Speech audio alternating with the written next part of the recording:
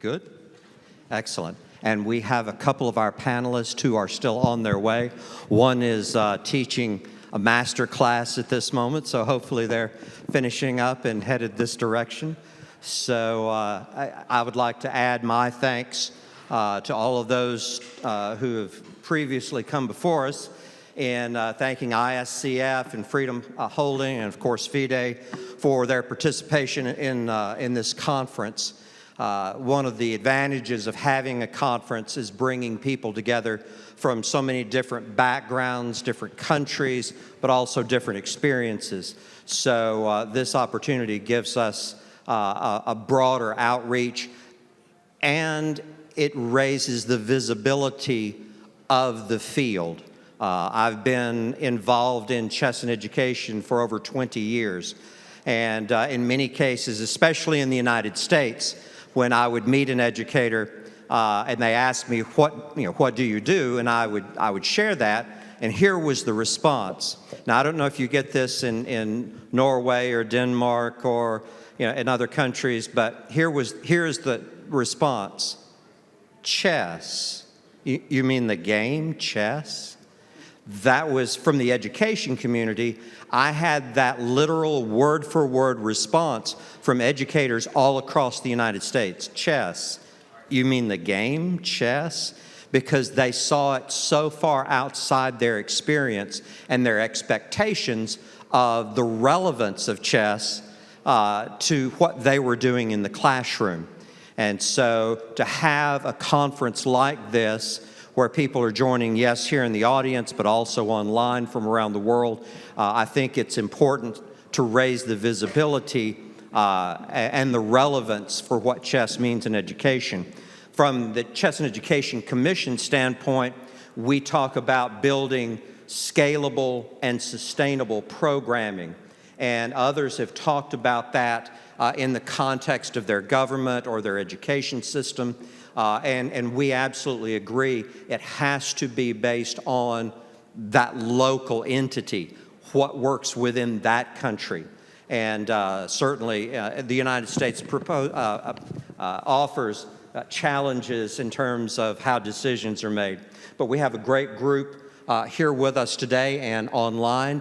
Now, I will need some direction from our organizers in terms of bringing Grandmaster Kosteniuk in from online, so I'll need you to give me a clue there. But we will begin with my former friend, and I'm just kidding. Yeah, well, no, Mauricio and I have worked together on a number of occasions. I know that he's a terrific supporter of chess and education and works across the Americas. So I'm going to let you begin sharing your presentation and recalling the time constraints that we are under. So you'll be able to see that here. Half an hour, right? Yeah, well, almost 8 minutes. So, and then I'll have a couple of questions for you. There is just math. If I can turn this on. Jerry is just mad because once I have to translate for him too, so you can tell. No. Thank you, Jerry. So, hello everyone. It's an honor to be here with all of you today. So, I'm here representing the Chess Confederation for the Americas, and make sure I got this right, yes. And to talk about how we want to help the schools that are pushing chess through our continent. The schools that have the conviction to push chess in their systems, in their programs.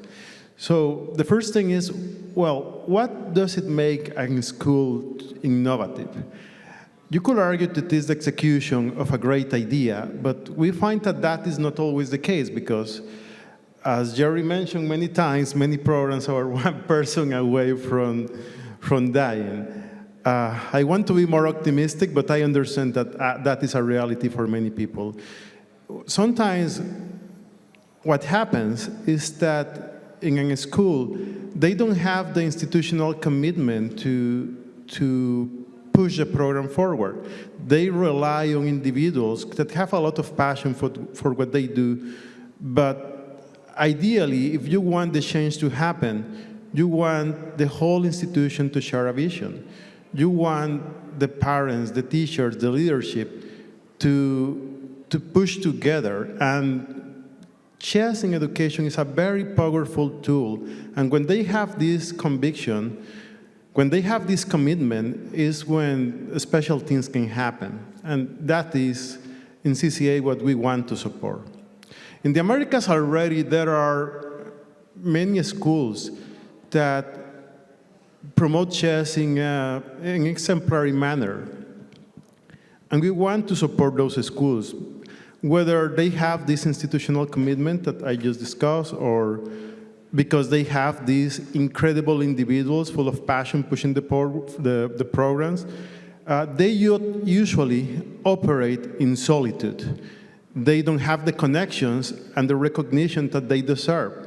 And we want to help in that regard.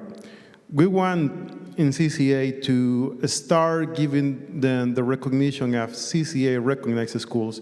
That title will change later, but that is the point of what we are doing. We want them we want to help them to have the recognition and the connections so their programs can keep growing. How do I move this forward, by the way?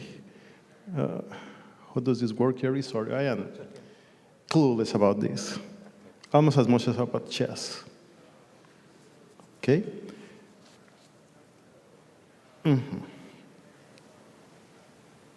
So yes, we have exemplary schools in America. And the challenge for us and the opportunity is to make them visible and to connect those schools. So we want to identify those schools, and we want to give them company, to help them to grow. One thing that we managed to do in CCA in the last 2 years is to execute some conference online that help us to collect the information of around 12,000 individuals that work in chess and education in the continent. Now, I wish I could tell you those 12,000 individuals are 12,000 schools. They are not.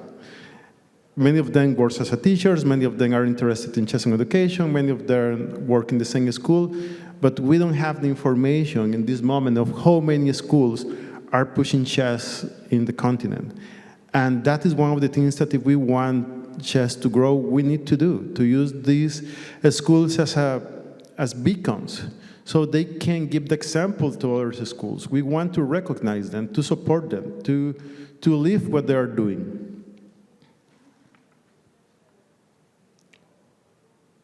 And we plan to do this with 3 pillars. We want first to identify them and recognize them. That is the hopefully easy part.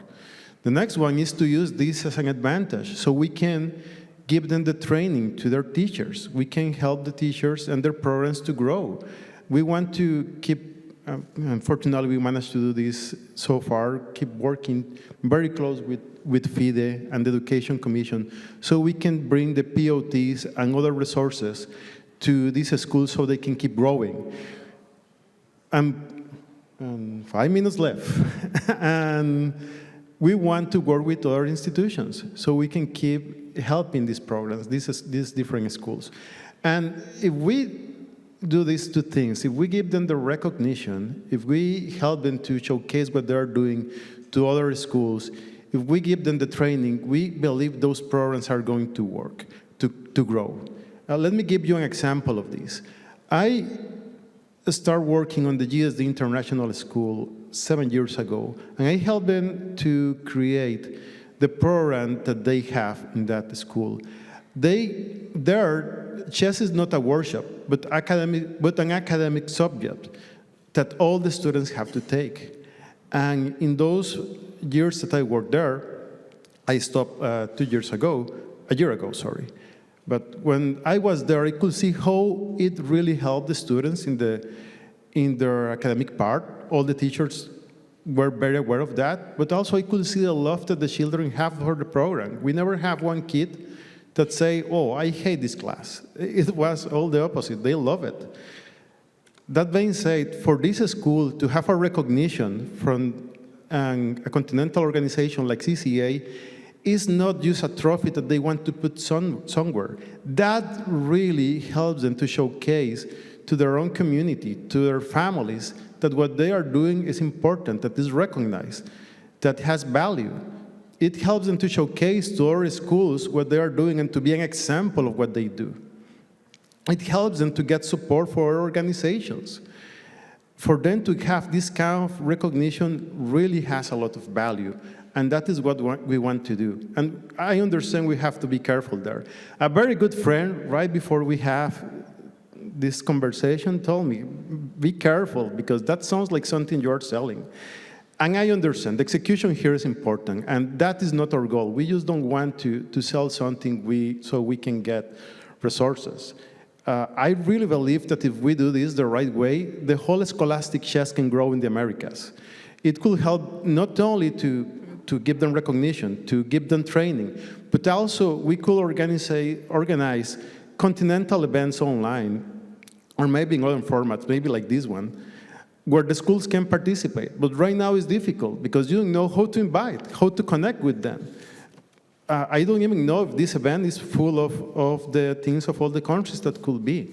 And I will not be surprised if it's not the case, not because people here didn't put their hearts on it. They did it. But how do you know who to invite? Where do you can find information about what the schools are working on this? So our goal is to have that information, to connect those schools to, so they can share their experiences. They can share what they do together. They can share what they do with their communities, their strategies to grow their programs. And hopefully this network of schools will be available for them to keep growing. Okay. Jerry, you tricked me once again. Okay. Huh. This looks different now. Someone help me here, because this looks different, but okay. Anyway, so how can you collaborate? Because this is the part where I ask you to help us. Well, once we start doing this, we hope to start in the coming months. Please help us to identify these schools. Help us to invite them to this platform. And also, when this applies, please help us with the strategies, with methods, with ideas that can help the training of the teachers and the schools so they can keep growing. And we can push forward together, chess in the continent. And I believe on this. When we support one great school, we inspire many others. Same as with the GSD, if they have this kind of recognition, if they can show to other schools, we are doing this, we are getting recognized, this is right. When the parents are happy, other schools see and pay attention. With the GSD in this moment, I'm not the teacher there anymore. I love my time there, but I have to say, no, this is the time for me to step away. Now they have a new teacher, one that I really trust.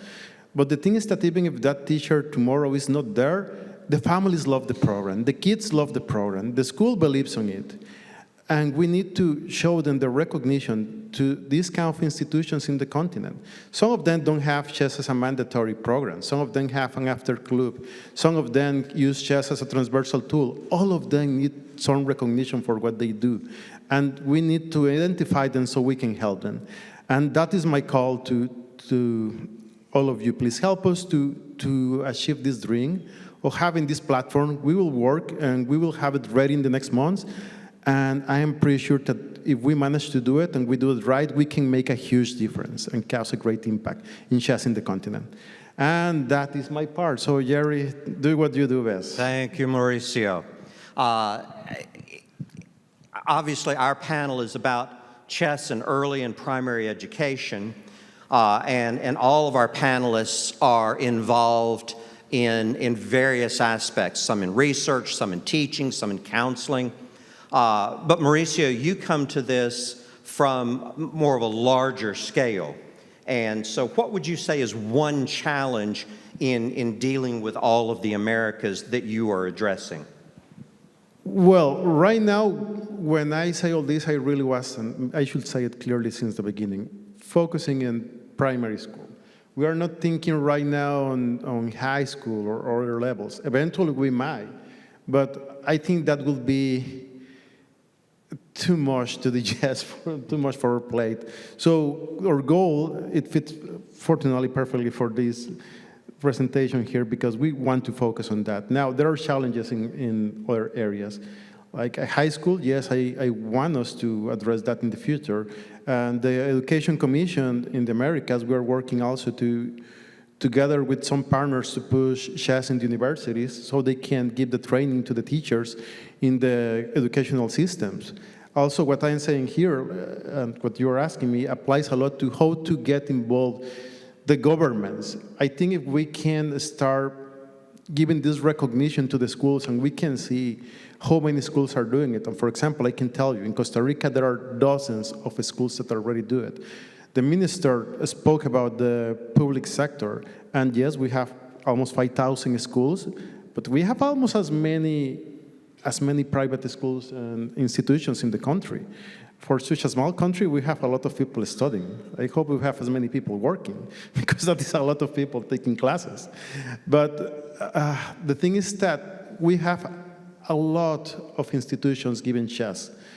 And the thing is that we cannot go and tell the government, you know, we have 100, 200, 300, 400 schools, because we don't even know it. And I think this can be a very powerful tool to address that part, together with the other things that I mentioned, to give them the training so they can keep growing, to give them the recognition so the institution as a whole can see the value, and to connect them so they can share their experiences and keep pushing forward together. Thank you, Mauricio. And now yes. Thank you, everyone. And now we have Ms. Rita Atkins. I work with Rita on a regular basis. We spend a great deal of time in Zoom because she is secretary of the Education Commission. And you know, I always say to her, you know, your work is incredibly valuable, but she does more than just the work with the Chess and Education Commission. She's actually involved in teaching teachers and developing products. But I'll let her talk about her work. And Rita, if you would share with us aspects of your involvement in primary education. Thank you, Jerry. What I want to briefly talk to you today about is what we at the Education Commission mean by educational chess for the primary classroom, and sort of to clarify this and also give you a kind of recipe, a simple recipe, a possible way to introduce it in school and how it could work and how it connects to competitive chess and the wider picture of chess in our schools. First, some justification about why we want to do this. I think you are all familiar with this, so I'm going to be brief and just highlight the points I think are very important. I think the key to why we want chess is because it's a game. It's a fantastic game. It's got depth. It's a low entry, high ceiling game where you can enjoy on many different levels. And there's drama in it. A lot of situations can be turned around. And teaching with games is great for education. It has a lot of benefits. So I think that is the main reason why we want it in the classroom. It gives naturally motivated learners. You can link it to the curriculum, so you can convince key stakeholders about the benefits. We are teaching some mathematics here. We're teaching some history here. Yes, we are playing games, but it's very educational. I don't know if you heard about the growth mindset development, but teaching with good games definitely does that. Of course, the teacher has to be really involved, and it's about believing that you can get better by keep trying it. It's not yes or no. You are not either talented at chess or not talented. You can always become better. That's why we talk about our games in the classroom at the end. We use metacognition, reflection. What did I do wrong? How can I improve? We make sure that the key is not about winning or losing. The key is about what happened and what we can learn from what we've done. Yeah, this is what my esteemed colleague John Foley from Britain calls competition light. Yes, we win, yes, we lose, but it's not the most important thing. The important thing is about learning. Now, what many of you may not have thought about is gender equality, how introducing chess in the classroom as a subject could lead to gender equality in chess.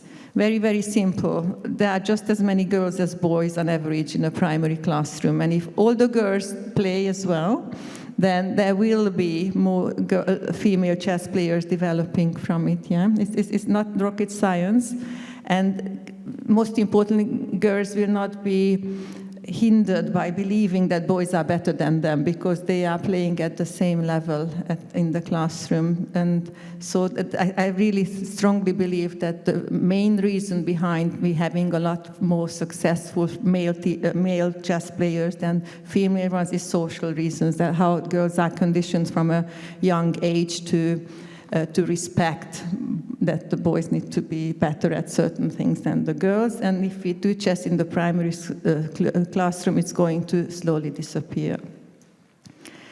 Of course, beneficial for the competitive chess world for having a great potential pool of chess players, because if everybody knows at least the rules of chess, then many of those children will choose to play competitions later.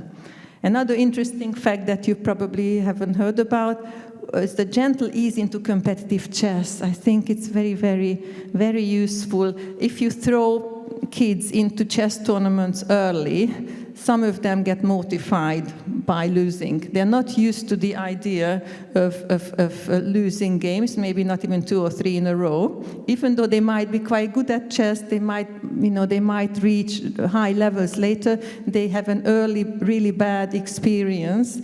And therefore, especially if their parents are present, who will be equally mortified if the child starts crying, then they will not play chess anymore.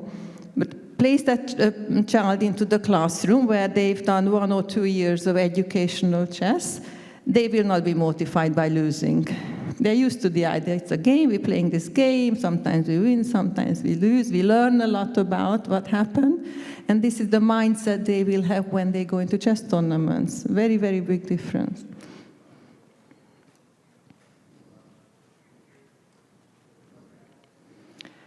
So a quick summary, what chess in primary education is about and what it is not about.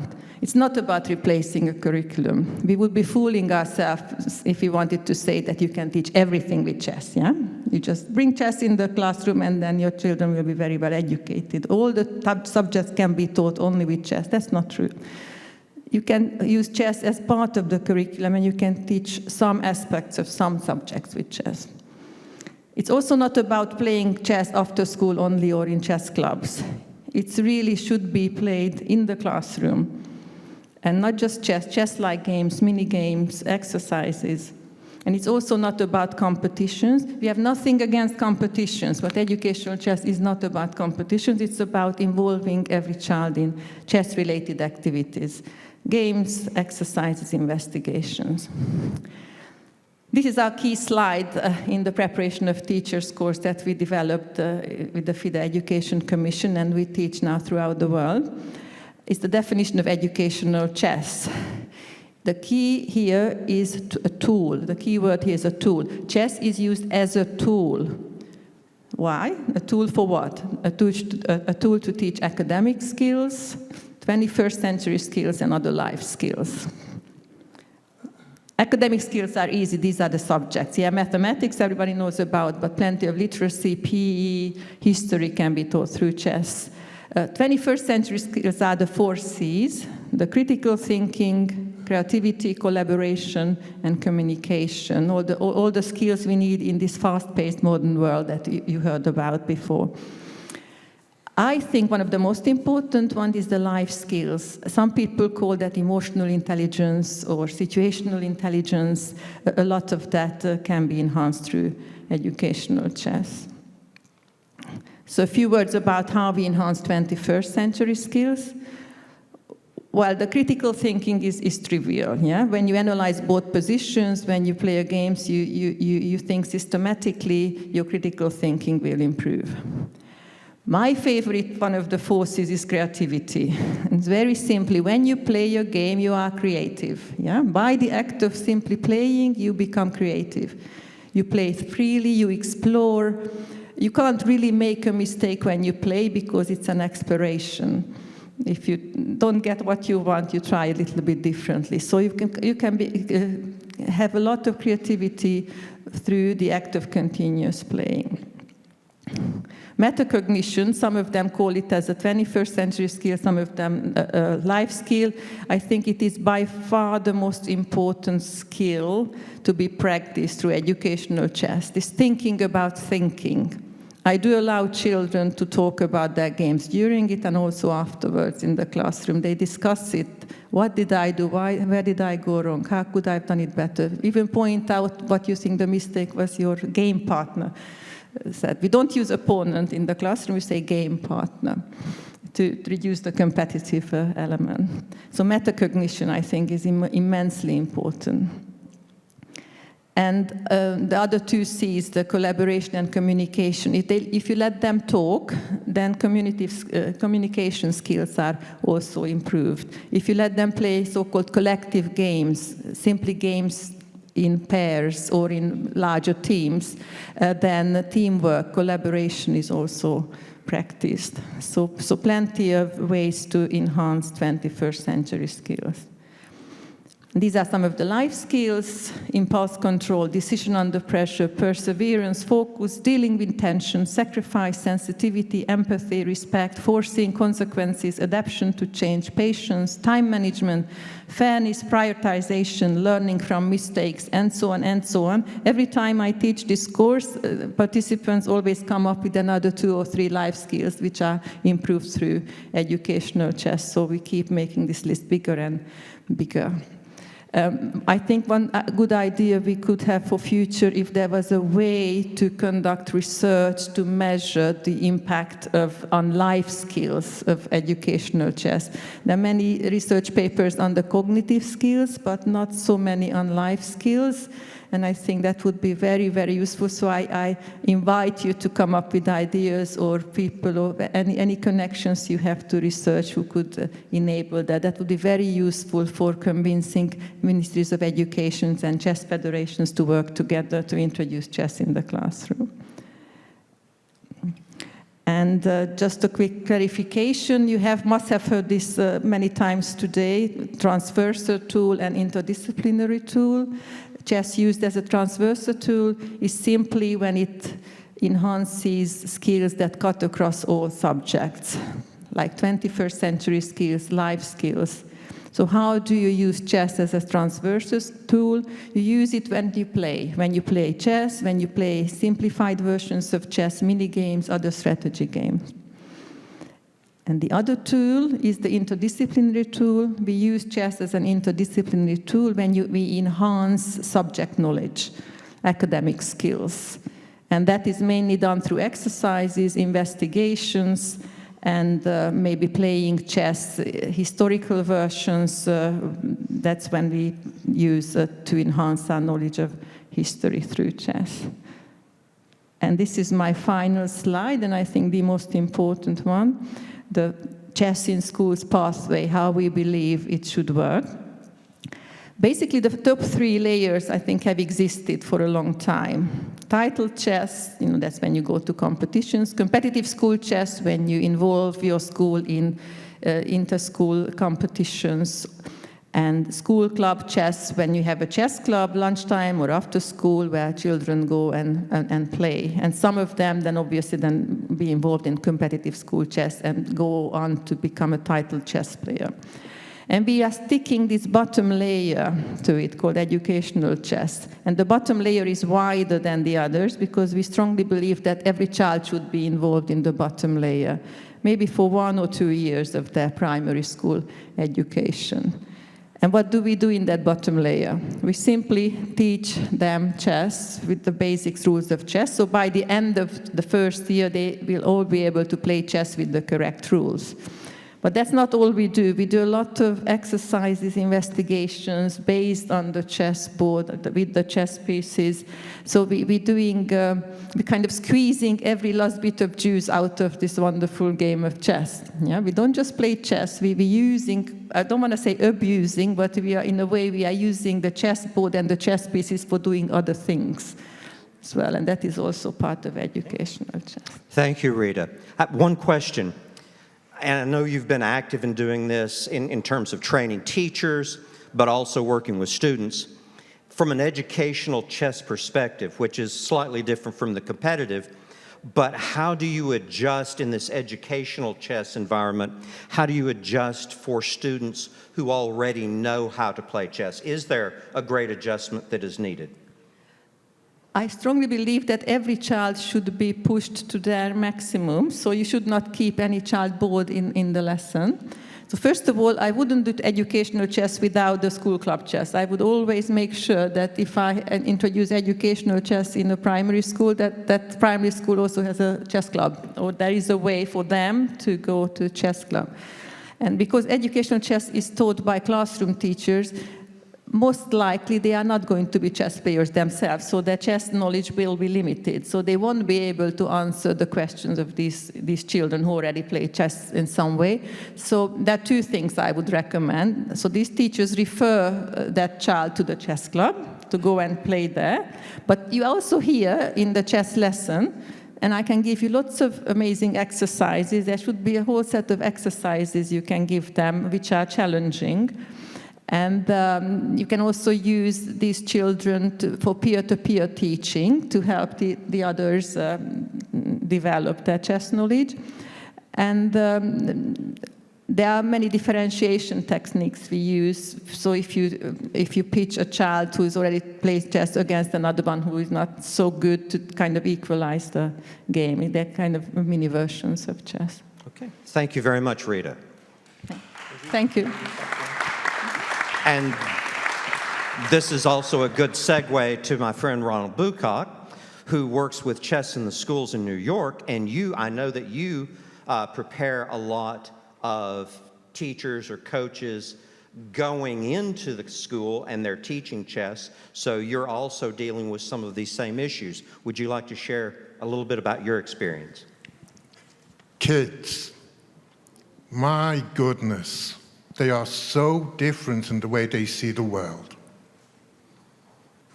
I remember going in on my first day. It was the same week as 9/11.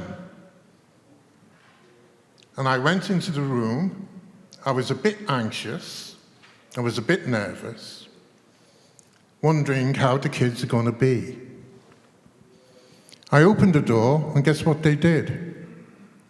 Yay, chess. And I thought, oh, good. I'm just going to follow their example.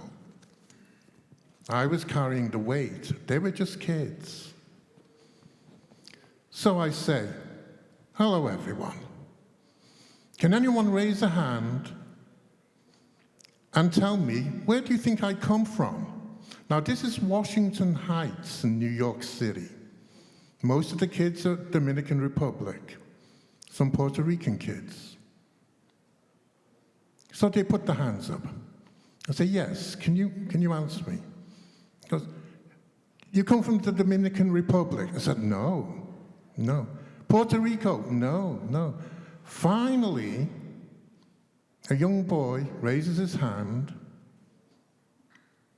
and he goes, England. And I said, wow. How did you know that?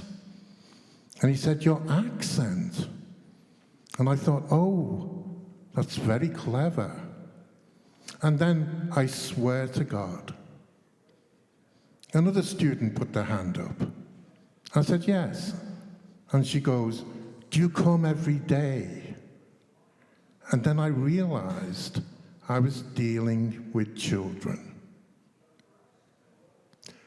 Parts of chess, and I'll get back to the training, Jerry. Part of the beauty of chess, it's a very old game. It's an extremely old game. And we're teaching it to the kids who are our future. I go into the classroom and I say to the kids, chess is a really old game. How many years do you think it is? They put their hands up and they come, 20 years. I said, no, it's older than that. They go, 30 years. And I go, no, it's older than that. Then some bright kid puts their hand up and goes, it's 1 billion years old. I said, no, that's too old.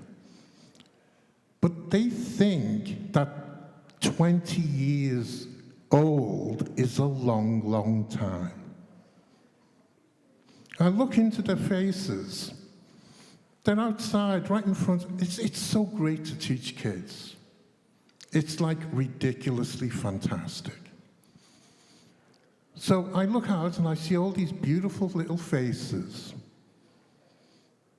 And I'm thinking to myself, what job will they be doing when they leave education? And the answer is, we have no idea. Because a lot of those jobs have not been invented yet.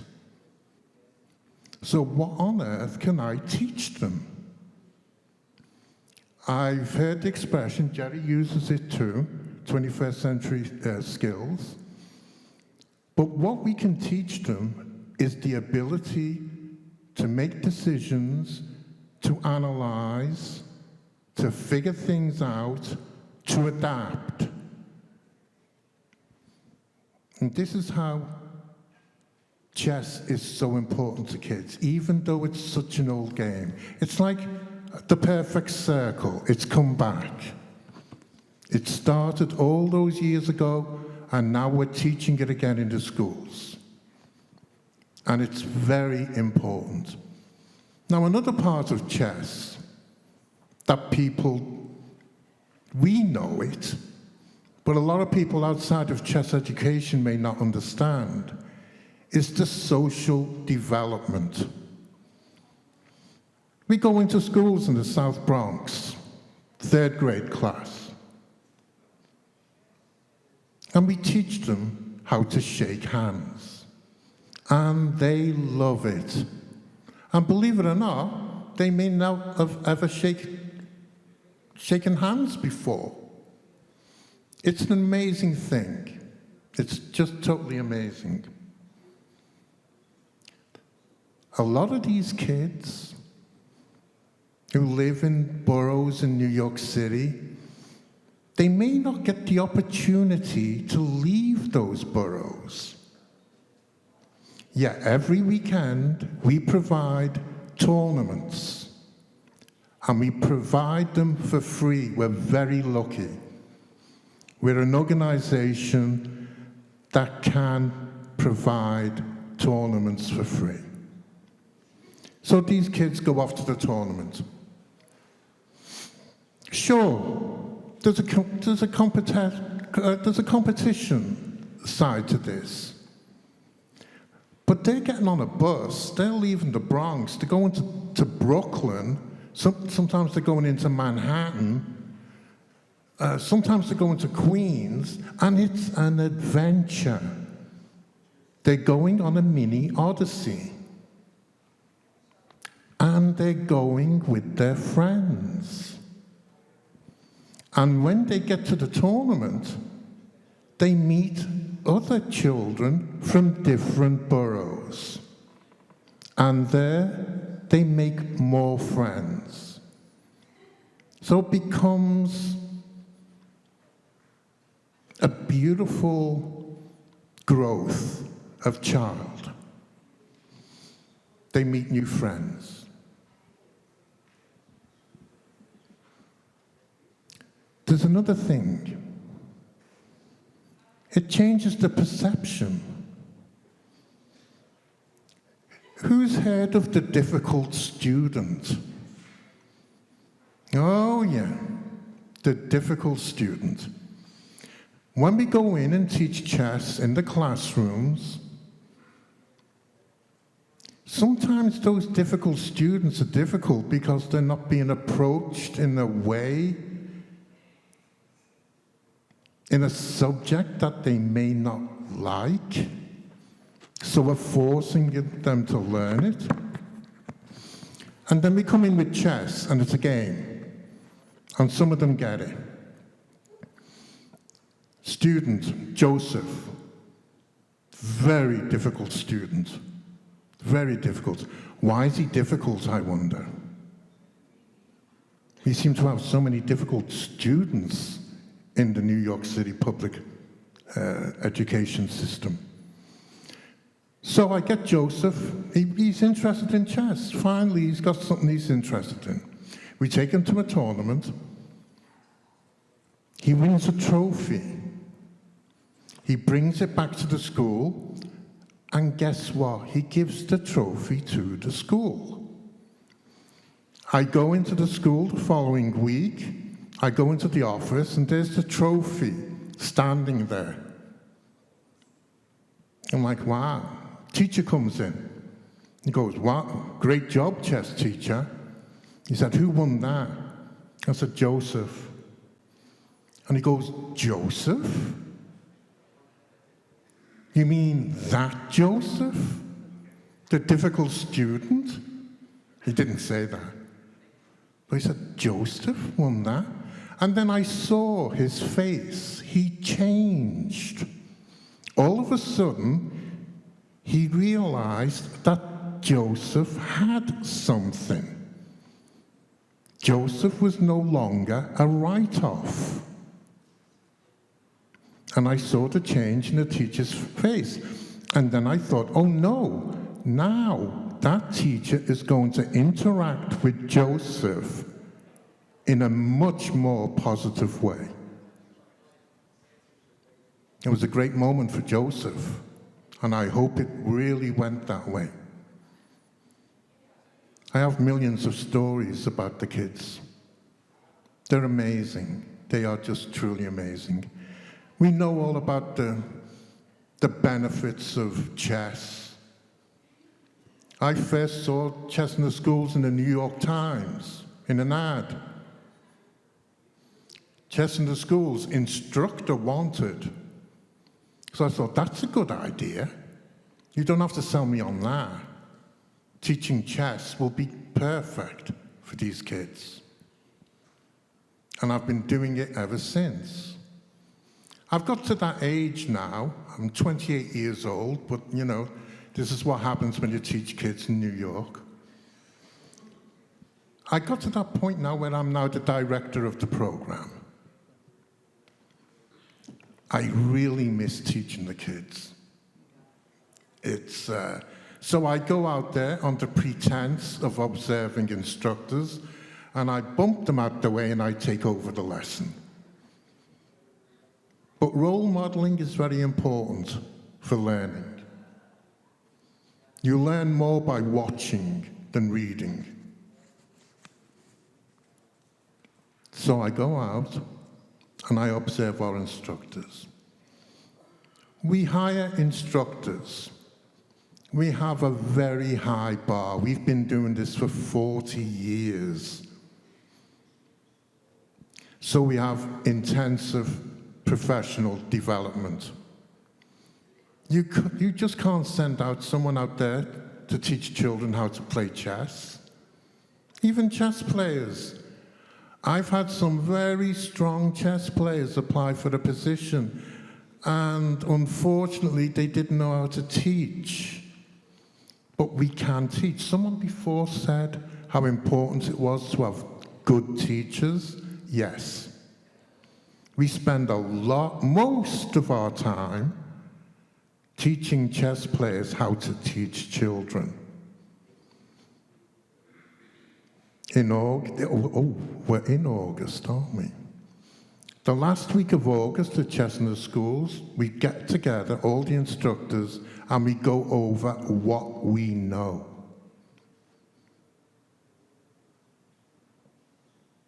The importance of professional development in teaching children has no words. We use a curriculum. We use lots of resources. But for me, there's a joy. There's a fun aspect. They're children. And it was one of the best things I've ever done, because I wasn't really that great on kids until I got to know them. And now, it sounds corny, but I think I've learned a lot more from them than they have from me. Quick example of social development. I was running a tournament in Harlem, and they didn't pack the connector for the printer. But fortunately, the school had a printer. But the print for the stand, for pairings, we got like 200 kids here. The paper came out like this, and it was taking forever. 2 parents came up to me and said, why are we waiting so long to start the round? And I explained that we're using the school printer. I'm very sorry. And you know what their reaction was? This is a really bad tournament. I'm not going to bring my kids here again. It was free. Something happened. We were doing our best. Walking down the hallway, a couple of minutes later, I got the pairings. 2 kids woke up to me. Why isn't the round started? Why is it so late? And I explained to the kids, just like the parents. We had a problem with the printer, but it's working now. Their reaction, oh, thank you. So let's not think we're better than the kids. The kids are amazing. I could go on all day long. We need to. But if you have any questions, Jerry, there's the kids, by the way. Okay. Thank you, Ron. Appreciate sharing that.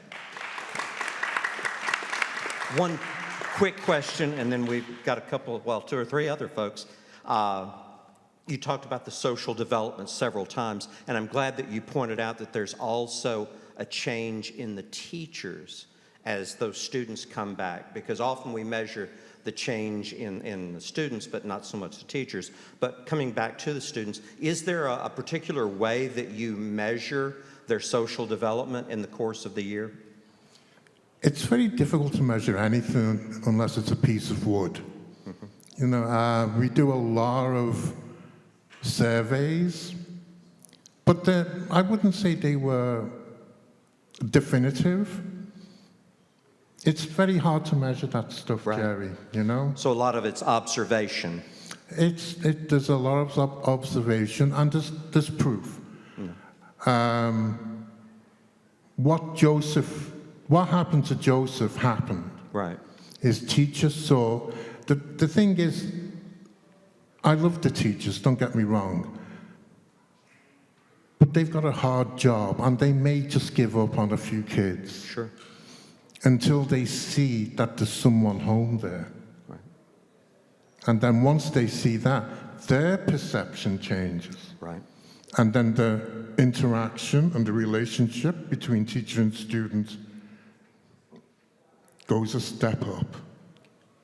Okay. Thank you again.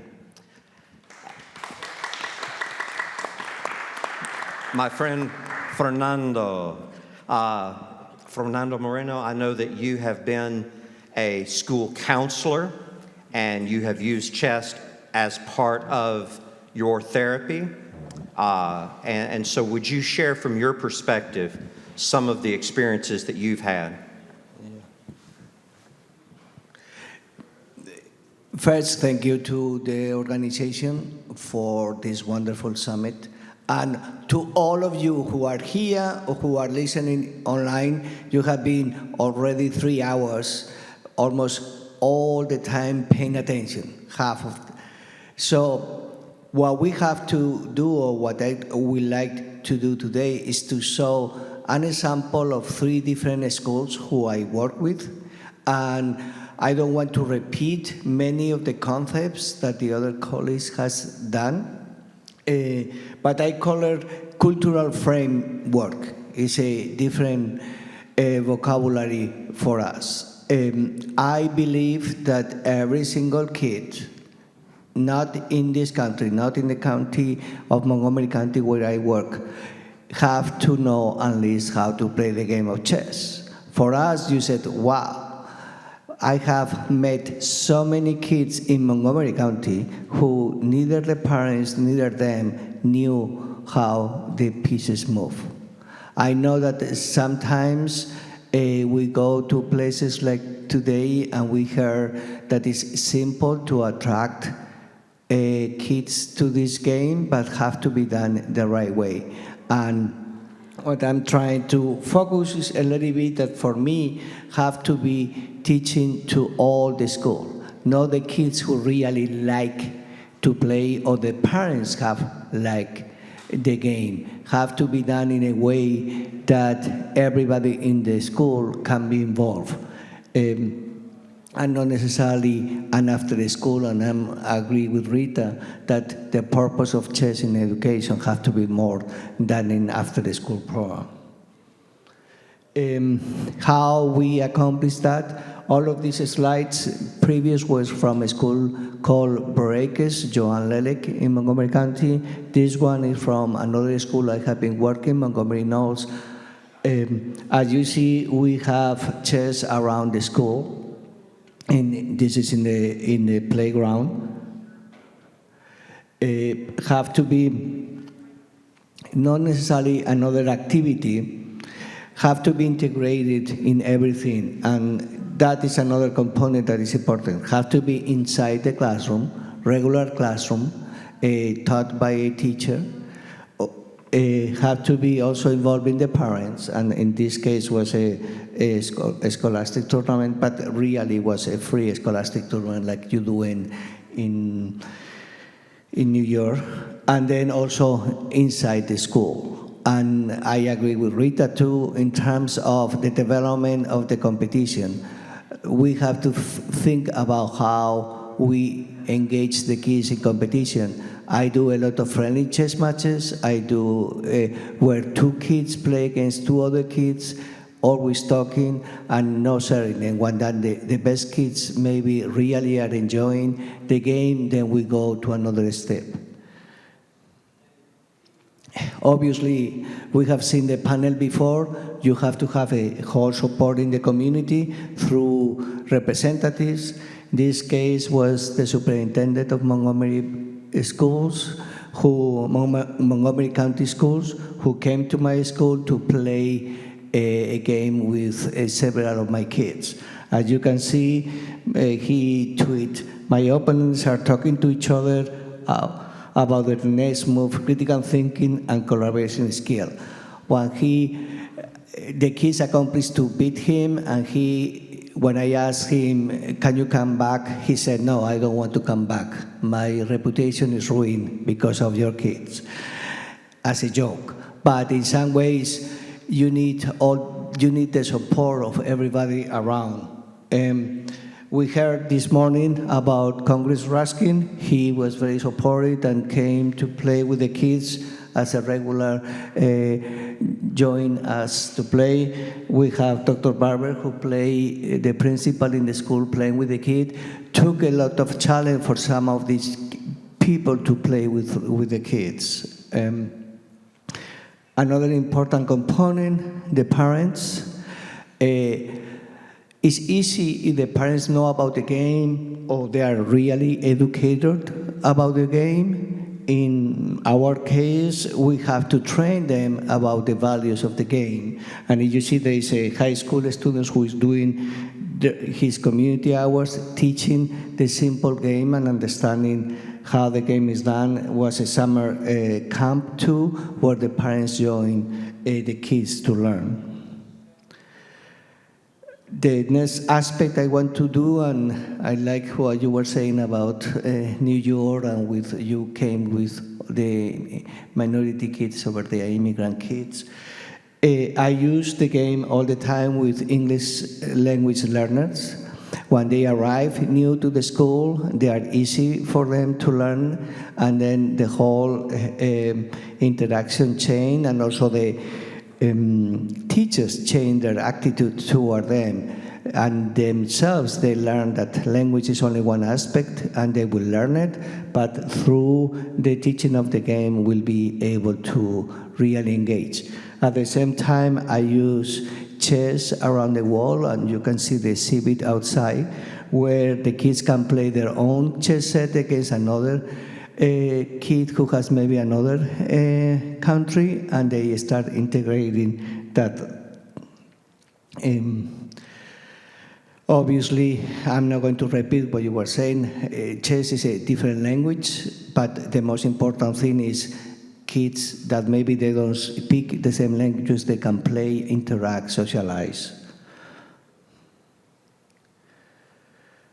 So, second aspect I want to talk, and is what I have done a lot of time, is my work with kids in the area of social development, specifically social emotional development. I have been working with kids primarily to teach them the skills that all of us are talking, but specifically using the chess position as a tool to teach them. For me, it's important to understand that everybody, counselors, psychologists, educators, are trying to help them with these skills. What I found is the actual game is very effective in trying to teach those skills, because it's a concrete manipulative. If anybody want more information about how to do it, they can contact me.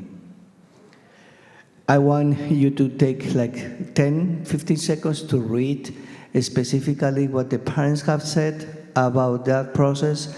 Obviously, and I encourage, like Rita said, there is few research based in all of that, because they are more emphasizing cognition, but I think social emotional development is a great tool. And I understand, like today we have seen that it is very effective how to do these skills, but also talking about it, their emotions. And I use the example of Carlsen when he lost a game and slammed the pieces. I don't know if you remember what happened with him. And everybody who plays in chess, they try to avoid talking about feelings and emotions. I think that is fundamental. In my work with kids, I work with kids who have difficulties emotionally. Some of them are in the spectrum. Some of them have anger management issues. Some of them have parents who have divorced. And through the game, they can self-regulate. The last part of my presentation is this happening this spring, and it's a fascinating thing I have done this year with an art teacher, Samir, who works in Calgary, in Montgomery County. He is an enthusiast of the game, and he said, I want to do something about the game. And I said, okay, game, chess, and art is something that I'm very fun to. And so he designed a whole project, and we worked together to design and encourage the kids to create their own chess sets. You see, at the same time we teach them. These were 2 classes of regular 4th grade and 5th grade. Maybe 4 of the kids told us at the beginning they didn't know anything about the game of chess. Some of them really knew how to play because the parents taught them. So at the same time, we teach the game, the simple rules, and then they have to create their own designs in terms of the pieces. This is the objective. These are some of the designs and the creativity of the kids. These are the 2 winners. The students vote for the best designs. Then we create a friendly chess competition between 2 kids against 2 kids, and the best 2 of them, they play against each other in the demonstration board using the actual games that the teacher digitalized. You see the black is one is Rosario, and the white is the other kid, and the kids feel proud. These are the kids who made the design were not the kids who are playing in the final. That's all. Thank you. Fernando, one quick question.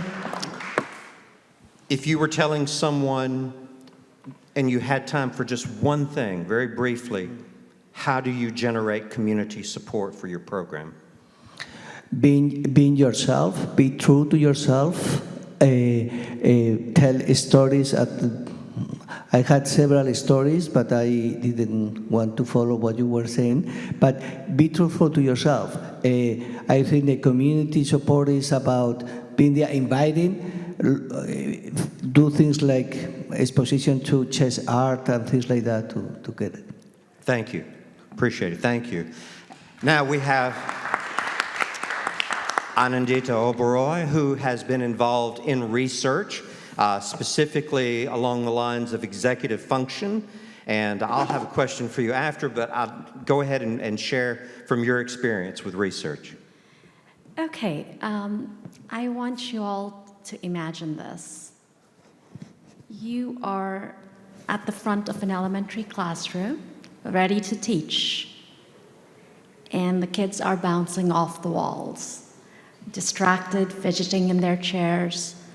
You have the lesson to teach, you have the skills and strategies, but you don't know how to grab them.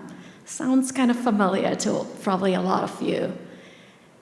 This is where executive functioning comes in. So executive functions are basically defined as those cognitive and emotional capacities that you need for appropriate social conduct and movement towards goals. So that's that invisible skill set that we need, like not to jump off the chair, not to scribble on the wall, those kinds of things, to start a task and then finish it. All of those invisible skills that are really not taught. So one thing I would like to say is we don't come with executive functions fully formed. Basically, they start developing in early childhood and they actually go on till our mid-20s. So as youngsters, we don't have them fully formed. Now, add to that vulnerable circumstances. And you have, basically, oops, I think I have the wrong one. I think they're working on getting your presentation. That's all right. Okay, excellent. Add to that vulnerable circumstances, and you have another whole set of children who don't have the appropriate social support that has helped them build those executive functions. So anybody in any youth in vulnerable circumstances, think any homeless, think any foster care, think all those situations, those are, again, even beset with poorer executive functioning. So what is cool, I want to talk about what is really cool, is that executive functioning is malleable. You can change it. You can improve it. You can strengthen it. Unlike our wonderful other partner, IQ, you can't do much about that. Yes, you can have a growth mindset for sure, but as far as IQ itself, you cannot change that. So this, to me, was where my research came in. I was very fascinated. I was like, wow, this is an arena I need to figure. So my study that I actually did is quantitative in nature, and basically the whole purpose was going to be to determine if we could use chess as an intervention to improve executive functioning. So the independent variable was going to be the learning of chess over time, and the dependent variables were going to be decision-making, working memory, and impulsivity. Now, these were just chosen because these are core competencies I thought that chess really works with. Now, remember, executive functioning is just like an amalgamation of a bunch of these skills, but more too. So I had to kind of pick and choose because I was going to conduct this quantitative research. All right. So these are kind of simple. I'll just kind of run by one of them. So basically, in terms of decision making, I was going to see are there differences in decision making when you participate in the chess group intervention before, as measured before and after the 14-session chess intervention. And then I was going to do the same for working memory and the same for impulsivity. The theoretical model, and I really find that important to talk about, is Piaget's cognitive development model. Basically, we're not passive receivers of information. We're always organizing information, making changes, making inferences, discovering discrepancies, and then accommodating. So Piaget's concept of schema, which is the mental building block of knowledge, really comes in here, is that through chess, we learn some of these schemas, the schemas of planning, the schemas of thinking before moving, the schemas of being patient, the schema of cognitive flexibility, and I can go on, but you get the drift. So when we learn that through chess, schema, the other cool thing about schema that I need to say is that once they're developed, they become reflexive, they become automatic, which is really the essence out here. So they get easily transferred to rest of life. And those decisions become just reflexive.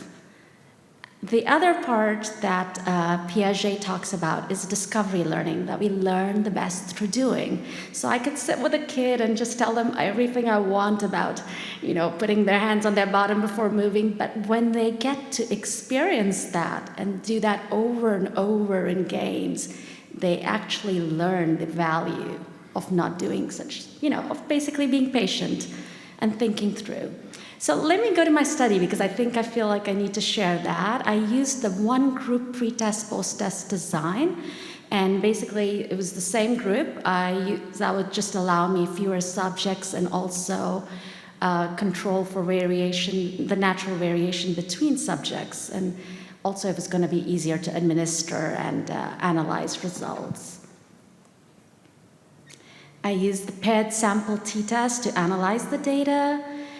So you guys must be wondering, what did you use to measure these wonderful concepts? So there are actually quantitative measures and games that actually measure these psychological constructs. So decision-making was by Iowa gambling test, working memory was digit span backward test, and impulsivity was by the Barrett impulsiveness scale brief.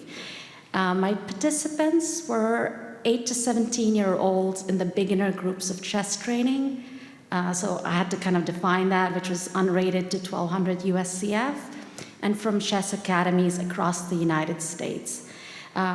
Did use, statistical data, make sure that everything was fine statistically. So a sample size of 41 was found to be appropriate. The final sample size was 39. And now for the results. So I'll let you read this wonderful part on your own. I will just tell you that there was a statistically significant positive difference for decision-making as well as for working memory, which was very, very fascinating and very cool. For impulsivity was lowered. There was a practical lowering, but it wasn't statistically significant. But my hypothesis or my thought on that is that if we just changed it from possibly 14 sessions to a bit longer, it would probably have been borne out. So here, basically results point to improved executive functioning after chess intervention. Executive functioning is so important. All research has shown that it not only improves academic outcomes, it also improves mental health and well-being, physical health. There's actually research that shows it improves socioeconomic status, and so pretty much all over. And so why not use this beautiful, priceless tool that we have, which is accessible, which can be taught, and it's pleasurable, you know, like a lot of us were talking about, it just adds so much pleasure to life. And teach it in our classrooms. But we shouldn't teach it we need to institute it in our curriculums.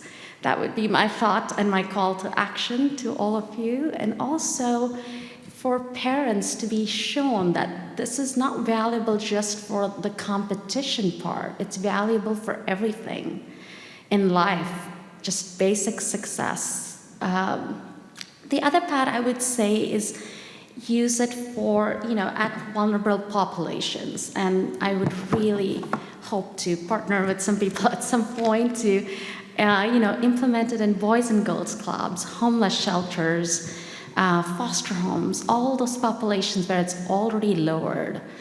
So that would be it. I'm sure you all have a lot of questions, so I will leave that for you all. I will ask one brief question sure. Because of our time factor. Yeah, sure. If someone were considering doing research, what would be your first tip to them?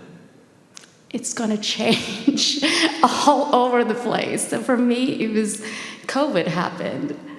I was going to do this at homeless shelters and it wasn't going to work anymore. So I had to totally change my whole design. So much that I had my chair actually tell me, you may want to go to qualitative research. And I was like, that is not going to happen for me. So I'm glad I was able to partner with chess academies. So, as in chess, you had to do adaptive thinking. Absolutely. Okay, Absolutely. Thank you so much. Thank you very much, Anandita. Thank you. And now, last but certainly not least, is Grandmaster Alexandra Kosteniuk, who's joining us online. And can you hear me, Alexandra? Yes, hello. Hello.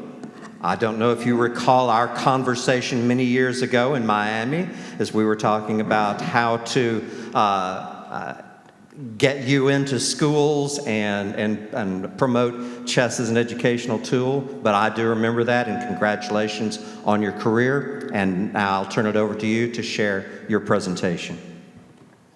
Yeah, thank you, Jerry. Yes, I do remember that we've had an opportunity to talk a while ago, and I still recall it pretty vividly. My name is Alexandra Kosteniuk. Thank you for inviting me to speak. At this session today, I'm the 12th Women's World Chess Champion, International Grandmaster, and someone who has been in love with the game for many, many years. Over the years, I've had the privilege to compete at the highest level competitions, earning titles and winning medals. But for me, chess has always been more than just a competition. I've always believed that in chess, anyone can find something that steers to their hearts. It's really a unique combination. For some, chess is a sport. Some say that it's an art or a science even. But I believe that in this session today you've discussed, and there are many of you present there who believe that chess is a powerful educational tool.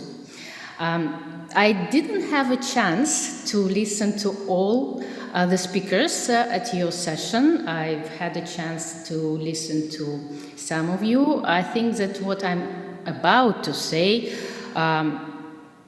will coincide in some way, will repeat some of the speakers, but nevertheless, I hope that it will be useful to some of you. I've been playing chess for a very long time, over 35 years, and throughout many of those years, I've devoted a lot of time and effort to promote chess around the world. Especially, I've tried to do many projects and many things to promote chess and to children, for children. Among other projects that I've had throughout those years, there is a very special project that I began about 20 years ago with my mother, who had a degree in preschool education. we decided together that it would be wonderful to create a special chess studio for kids where chess is serving as a tool, as a preparation tool for children from age 3 to 7, for preschool children, because in Russia we start school, children still start school pretty late, at 7 years old, so from 3 to 7 for preschoolers, we started this special program. Let me share small video, presentation videos that I've made, a few slides. Yeah, so I've noticed that you've talked a lot about chess in schools, and for example, some of the researchers that were just mentioned, it was for older kids, but my personal experience and what I'm going to talk today is about preschoolers, so about teaching chess to very young children. Yes, now I will need to understand how it works. Here we go. Yes, so as you can see, bringing chess into the lives of children is my passion, and my passion is something that I really enjoyed throughout the years. I've always believed that the preschool years are not just preparation for school, they are preparation for life. These early years are when children develop the foundations of who they are and who they will become. And at some point, as I've already said, we realize that chess actually fits naturally into the preschool education mission. And we created a special chess program that is aimed at preschoolers. We integrated basic chess lessons, created special manuals and workbooks for kids. Also, we created kids-friendly software and, made anything that is in our power that's possible to create a special environment for kids to discover a magical chess kingdom. With the help of such lessons throughout these years, we've seen many children successfully. There has been quite a lot of research, indeed, exploring how chess supports child development, not only for preschoolers, but for people in general, for kids in general, for children, for older children, if we can say so. On this slide, you can see just a summary of a few of those researchers, and those researchers and evidence-based studies, they continue to come and be quite interesting. In fact, many studies, as you can see, show that chess can enhance memory, attention, logic, and even emotional control. So those researchers, they say that chess lessons for young kids might improve memory and attention, the ability to plan ahead, they boost mathematical reasoning and problem solving, teach logical and strategical thinking, help develop self-awareness, thoughtfulness, encourage patience and emotional control, build resilience, and support social interaction. Chess can also be very beneficial for low-performing or disadvantaged children, as I believe have been mentioned throughout this session. Taking into consideration all of the above, it's not surprising that chess has been included in some national and local chess in school programs. But, as with any educational tool, not all researchers agree. We've heard and we've seen some of the researches and studies that suggest that chess indeed develops certain skills in children.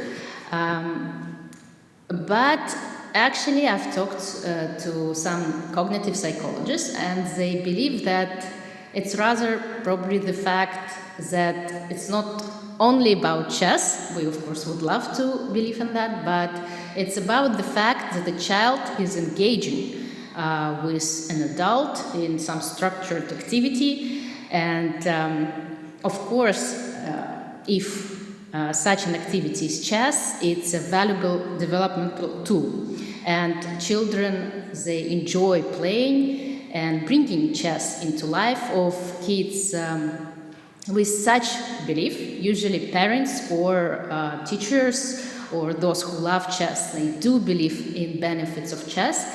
They do believe that it will, children will benefit from it. So this belief combined with those interactions and activities is what produces those benefits. So whether it's chess or any other thoughtful activity, that's what matters. But okay, for us, these thoughtful activities, it's definitely chess. And in preschoolers, chess, of course, is not about memorizing openings. It's not about creating grandmasters. It's about exploration, imagination, and storytelling and play. So you can see some of the key approaches that worked very well in our studio throughout the years. So of course, if we talk about preschoolers, those lessons and their span of attention is very limited, so it should be short. We usually divide our lessons into very short sessions. We use visual aids, stories, bright manuals, musical instruments, animated videos, and anything that can get children interested. We integrate chess with storytelling, drawing, and free play. We use a lot of mini boards and tools such as crafts, clay, to stimulate children and their creativity and engage all possible skills in the process. Since it's a private studio, I understand that it's different with public schools. In public schools, it's hard to give lessons in small groups, but of course, if it's possible, it gives a possibility to a teacher to give attention to every single student. And of course, we focus a lot on psychological comfort of the students. We try to keep lessons fun and keep the environment positive, and there's been a lot of talk and discussion because chess can become pretty competitive. So whether children really need to play for result, or we can just create chess-based games and not focus on result. Okay, it's quite debatable, but still, learning to enjoy the process despite the result is also quite an important, I think for children. So over the years, yes, I've seen the impact of this approach. I've seen several generations of families bringing kids into our school because parents usually are very happy about the influence of chess on their children. In general, I've interacted with children across many countries and cultures and languages, and I've received many feedback from different chess teachers and their students, sending me a lot of letters and a lot of chess drawings, and those letters are very, very dear to my heart. And well, every child is unique. One thing I believe will always be the same: children love to play. They love to discover, they love to connect, and that's what we should focus on when we teach chess or any other, I think, subject.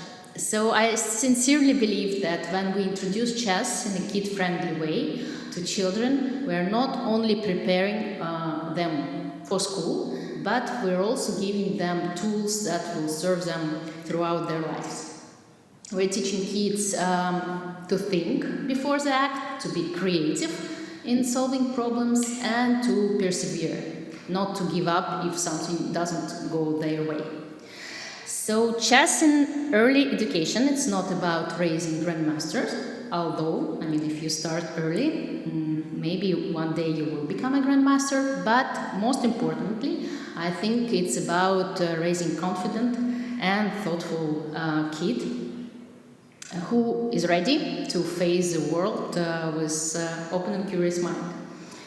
And to finish my speech, I'd like to say that sometimes when we teach chess to kids, the smallest hands moving tiny pieces across a board are building something much bigger.